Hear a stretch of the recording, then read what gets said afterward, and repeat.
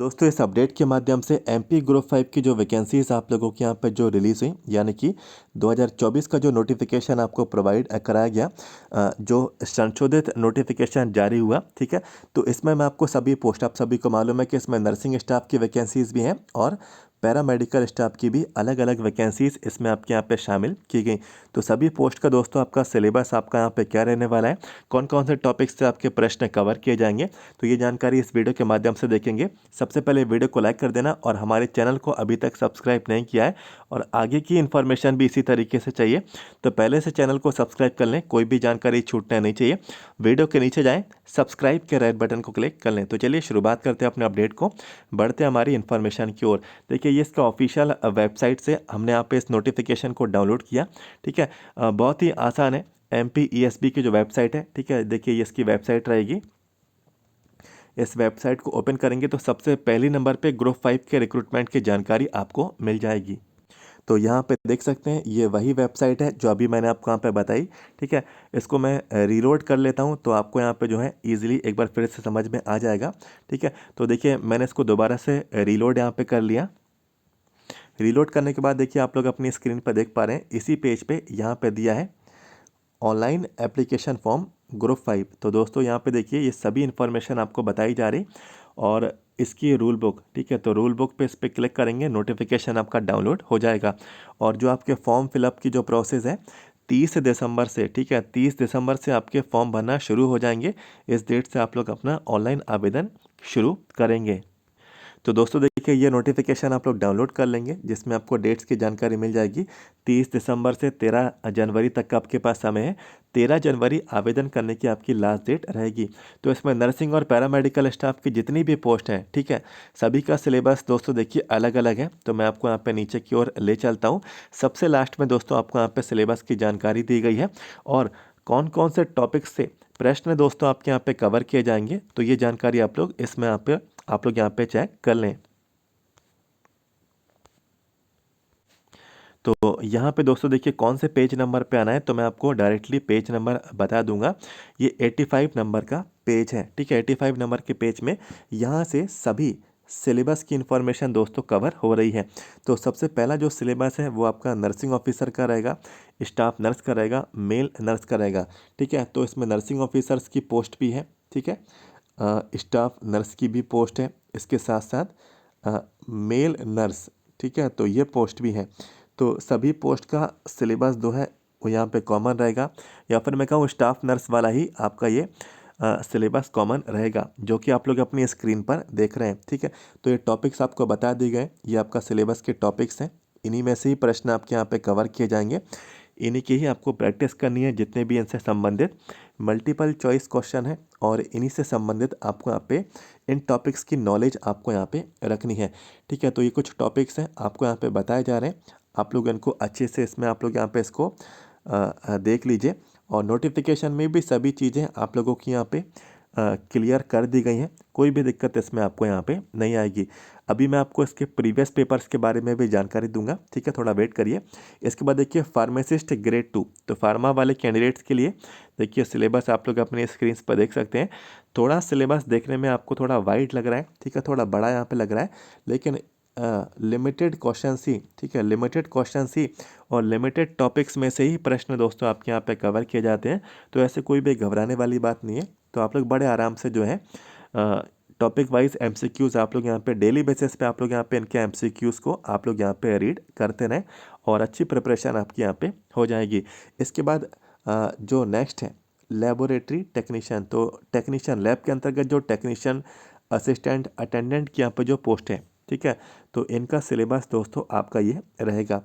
देखिए बाकी के पोस्ट के कंपैरिजन में इसका सिलेबस थोड़ा यहाँ पे कम है और मैं कहूँगा काफ़ी कम है। आप लोग यहाँ पे खुद अपनी स्क्रीन पर भी देख सकते हैं। इसके बाद देखिए next radiographer dark room assistant, ठीक है, तो रेडियोग्राफर टेक्नीशियन अल्ट्रासाउंड टेक्नीशियन, ठीक है। तो ये सभी पोस्ट के जो टेक्नीशियंस हैं तो आप लोगों को ये सिलेबस रहेगा। अल्ट्रासाउंड टेक्नीशियन ये पोस्ट इस बार यहाँ पे इंट्रोड्यूस की गई है, तो ये इस बार यहाँ पे कुछ नया देखने को मिला नोटिफिकेशन में, तो आपका सिलेबस आपको यहाँ पे बताया जा रहा है। तो ये सिलेबस रहेगा। इसके बाद नेक्स्ट देखिए OT टेक्नीशियन, ठीक है, तो जितनी पोस्ट यहाँ पे कम ओटी वालों की निकाली गई हैं, उतना ही सिलेबस आप लोगों को यहाँ पे कम आपको इसमें यहाँ पे देखने को मिल रहा है। ठीक है, तो ये आपको सिलेबस बता देगा। ऑलमोस्ट 17 टॉपिक्स हैं, इन्हीं में से ही ओटी टेक्नीशियन का इसमें आपसे यहाँ पे पूछा जाने वाला है। इसके बाद ऑप्टोमेट्रिस्ट, तो ऑप्टोमेट्रिस्ट का भी आप लोग देख लीजिए, ये पूरा आप लोगों का यहाँ पे सिलेबस रहेगा। इसके बाद नेक्स्ट देखिए, डेंटल टेक्नीशियन, डेंटल मैकेनिक, ठीक है, डेंटल हाइजीनिस्ट। तो डेंटल से संबंधित जो भी पोस्ट है ग्रुप 5 के रिक्रूटमेंट में, आपका सिलेबस आपको यहाँ पे बताया जा रहा है। तो ये टॉपिक्स हैं, आप लोग इनको यहाँ पे देख लीजिए। ठीक है, और इन्हीं टॉपिक्स को आपको ध्यान देना है, और इन्हीं टॉपिक्स में से ही दोस्तों आपके यहाँ पे प्रश्न आपके यहाँ पे कवर किए जाएंगे। ठीक है, इसके बाद नेक्स्ट देखिए, प्रोस्थेटिक एंड ऑर्थेटिक टेक्नीशियन। ठीक है, प्रोस्थो टेक्नीशियन की पोस्ट है, ये आपका सिलेबस आपका ये रहेगा। इसके बाद नेक्स्ट देखिए, ये रहेगा आपका स्पीच थेरेपिस्ट। स्पीच थेरेपिस्ट वाले कैंडिडेट्स के लिए ये आपका सिलेबस है, तो आप लोग इसमें इसको चेक कर लीजिए। नेक्स्ट देखिए, इसी के बाद रेडियोथेरेपी टेक्नीशियन। तो रेडियोथेरेपी टेक्नीशियन का ये आपका सिलेबस रहेगा। ठीक है, तो ये आपका सिलेबस है, इसमें आपको बताया जा रहा है। इसके बाद देखिए, नेक्स्ट है एनेस्थीसिया टेक्नीशियन, वेंटिलेटर टेक्नीशियन, निश्चेतना टेक्नीशियन। ठीक है, तो एनेस्थीसिया टेक्नीशियन ये पोस्ट भी इंट्रोड्यूस की गई है, और वेंटिलेटर का जो टेक्नीशियन है ये पोस्ट भी इस बार यहाँ पे नई देखने को आपको मिली है। ठीक है, जो ये सभी चीज़ें रिवाइज्ड नोटिफिकेशन में देखने को मिली है। पहले जब वैकेंसी आई थी तभी वेंटिलेटर टेक्नीशियन की पोस्ट आपकी नहीं थी, तो कोई दिक्कत देने वाली बात नहीं है। ये आपका सिलेबस है, आपको सिलेबस बता दिया गया है, इन्हीं में से ही प्रश्न आपके आएंगे। इसके बाद देखिए, ECG technician, sorry EEG technician और सीएसएसटी टेक्नीशियन, दोनों के सिलेबस आप लोग अपनी स्क्रीन पर देख सकते हैं। इसके बाद देखिए, मैंने आपको बताया था कल, एक मैंने आपको वीडियो प्रोवाइड कराया था जिसमें बोला था कि जो 12th वाली पोस्ट है, यानी कि लैब अटेंडेंट, डिसेक्शन और attendant, OPD attendant, dresser grade 2, dialysis attendant, OT attendant, darkroom attendant, lab सहायक, डार्करूम सहायक, ओटी सहायक। ठीक है, तो इसमें आपको सिर्फ 12th क्लास का जो आपका फिज़िक्स है, ठीक है, जो आपका केमिस्ट्री है, जो आपका बायोलॉजी है, ठीक है, फिजिक्स केमिस्ट्री बायोलॉजी, सिर्फ यही आप लोगों का सिलेबस आपका दोस्तों ये रहेगा।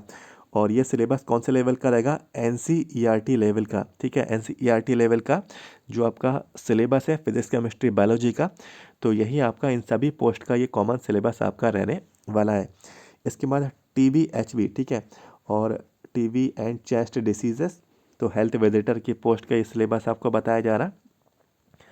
अब देखिए, इसके बाद कुछ यहाँ पे नेक्स्ट इन्फॉर्मेशन है, allergy technician, sleep technician, respiratory technician, ये पोस्ट भी इस बार के नोटिफिकेशन में आप लोगों को थोड़ी अलग आपको यहाँ पे देखने को मिली है। पहले ये वैकेंसी नहीं आती थी, लेकिन इस बार ये वैकेंसी को ऐड किया गया।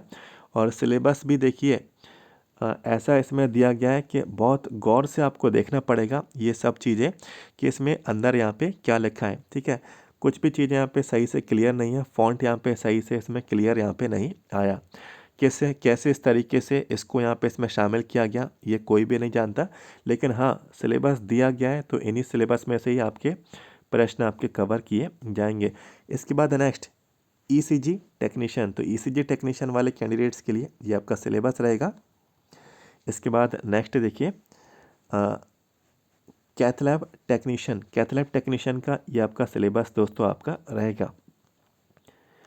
ठीक है, इसके बाद नेक्स्ट देखिए, डायलिसिस टेक्नीशियन के सिर्फ ये 14 पॉइंट है। ठीक है, ये 14 पॉइंट है, तो ये डायलिसिस टेक्नीशियन वालों का सिलेबस रहेगा। ठीक है, तो ये सिलेबस की जानकारी हमने आपके साथ यहाँ पर डिस्कस की। अब दोस्तों देखिए, इसमें आप सभी को यहाँ पे मैं बताना चाहता हूँ, इसमें नेगेटिव मार्किंग, क्या इसमें नेगेटिव मार्किंग होगी या नहीं होगी? तो दोस्तों, एमपी ग्रुप 5 का जो यहाँ पे रिक्रूटमेंट है, कोई भी इसमें आपकी नेगेटिव, ठीक है, नेगेटिव मार्किंग आपकी नहीं होगी। ठीक है, कोई भी इसमें आपके गलत अंक नहीं काटे जाएंगे। ठीक है, गलत सवाल के, गलत उत्तर के, तो आपके कोई भी अंक यहाँ पे नहीं कटेंगे। आपके 100 सवाल पूछे जाएंगे, तो 100 में से आप लोग 100 क्वेश्चंस आप लोग यहाँ पे अटैम्प्ट कर सकते हैं। किसी भी तरीके की आपकी इसमें नेगेटिव मार्किंग नहीं रहने वाली है।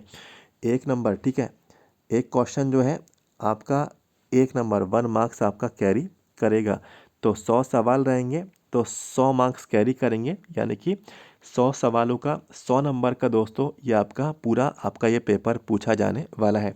और मैंने आपको बताया भी था कि जो आपके 100 सवाल हैं तो इसमें आपके जो 25 आपके सवाल हैं ये आपके जनरल पार्ट से, ठीक है, जनरल पार्ट से आपके पूछे जाएंगे, ठीक है, जो कि 4 से 6 पार्ट है, जैसे कि इंग्लिश हुआ, हिंदी हुआ, मैथ्स हुआ, ठीक है, साइंस हुआ, जीके हुआ और यहाँ पे आपका रीजनिंग हुआ, ठीक है। तो ये आप लोगों का जनरल पार्ट है, इससे 25 सवाल आएंगे। ये सभी पोस्ट का मैं आपको बता रहा हूँ।